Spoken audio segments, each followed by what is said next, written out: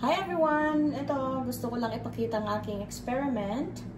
Ito ang aking photos. It's 4 kinds of photos na aking pinaghalo-halo at itinanim sa isang paso, and then I added a moss pole. Ayan siya.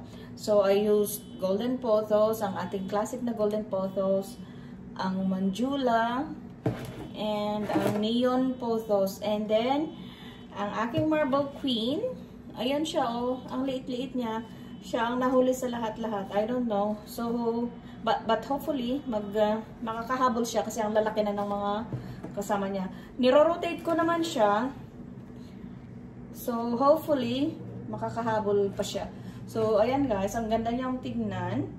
So, ang lalaki na nitong neon photos, golden photos, at yung neon.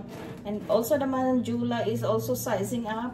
So, kung gusto nyong gawin din yan, gusto nyong gayahin, so ito, gawa ko lang itong moss pole, DIY. So, ayan siya.